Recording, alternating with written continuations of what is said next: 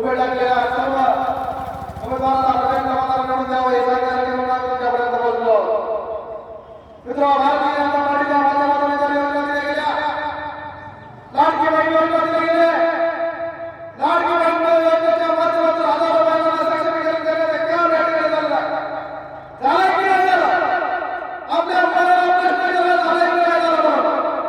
मित्र, निश्चितपणे 1500 रुपयापर्यंत आपल्याला त्या ठिकाणी लाडक्या बहिणीच्या खात्यामध्ये देण्याचे काम भारतीय जनता पार्टीने केलं.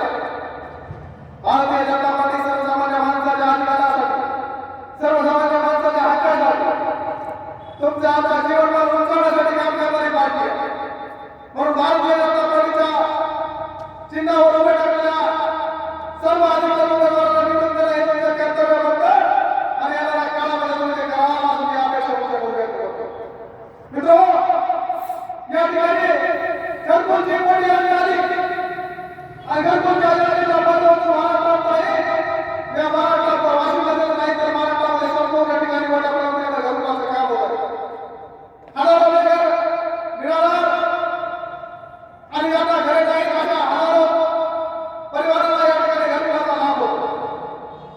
आणि हे लाभ अशा झालेल्या तुमच्यापर्यंत पोहोचवायचे असतील, त्याला अशा तुमच्यापर्यंत भेटायचे असतील तर भारतीय जनता पार्टीच्या पर्याय नाही. आणि म्हणून या सर्व ठिकाणी भारतीय जनता पार्टीच्या नगर परिषदेचे अधिकारी उमेदवार आणि माधवराव केंद्रे साहेब त्यांना प्रचंड मताने निवडून द्यावे ही विनंती तुमच्यासमोर करतो. त्याचबरोबर तुमच्या वार्डामध्ये उभे टाकणारे सर्व उमेदवार आहेत त्यांना देखील निवडून द्यायचे नाही. कारण या ठिकाणी अंगणवाड्याचा मोठा प्रश्न आहे, नाल्याचा मोठा प्रश्न आहे, पाण्याचा मोठा प्रश्न आहे. त्या प्रश्नाला सोडवायचे असतील तर संपूर्ण सत्ता तुमच्या हातात असली पाहिजे. त्या वार्डापासून ते पूर्ण नगर परिषद पर्यंत आपली सत्ता आपल्या हातात असली पाहिजे. आणि ही सत्ता जर आपल्याला भेटली तर खरी आपल्याला वाशिमचा विकास होणार आहे, तर खरी आपल्याला वाशिमची क्रांती होणार आहे आणि या क्रांतीमध्ये तुम्हाला सगळ्यांना सामील व्हायचं आहे. मित्रांनो, भारतीय जनता पार्टीच्या पहिल्या काळामध्ये अटल बिहारी वाजपेयी म्हणत होते, अंधेरा हटेगा, सूरज निकलेगा और कमल खिलेगा. आणि नॅशनल कॉलेजच्या भारतीय जनता पार्टीला 2014 मध्ये कमल बोललं. 2014 नंतर तुमच्या आयुष्यात काय परिवर्तन झालं याचा विचार तुम्ही करायला गेला तर मोठ्या पद्धतीने या ठिकाणी तुम्हाला दिसेल.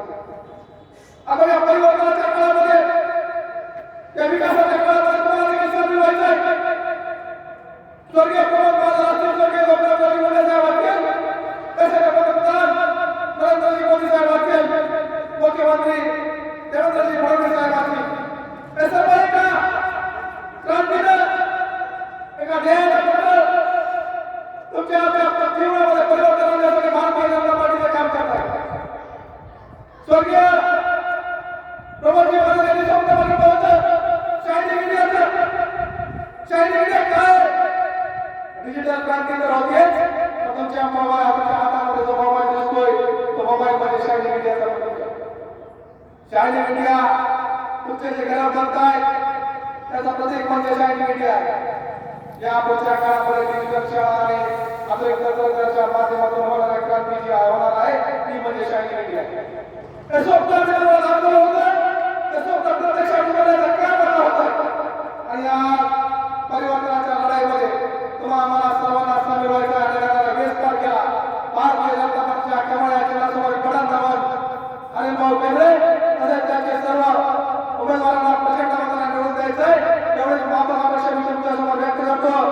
आणि विजयाचा गुलाल आपलाच आहे, त्या विजयाच्या गुलालामध्ये तुम्ही सर्वांनी सामील व्हायचं आहे एवढीच मी माफक अपेक्षा व्यक्त करतो. मित्रांनो, आजपर्यंत तुमच्या आयुष्यामध्ये जे परिवर्तन घडलं नव्हतं तो बदल झाला नव्हता, तो बदल आता होणार आहे. या ठिकाणी रस्त्याचे मोठे प्रश्न असतील, नाल्याचे प्रश्न असतील, ते प्रश्न निश्चितपणे सोडवले जातात.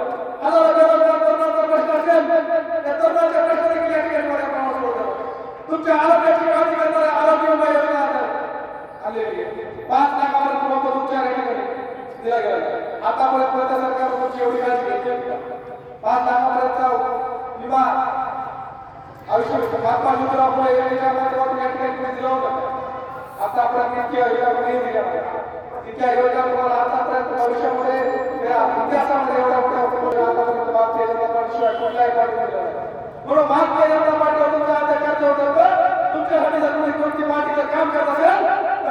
त्यांना निवडून द्यावं हे तुमचं काम करतो.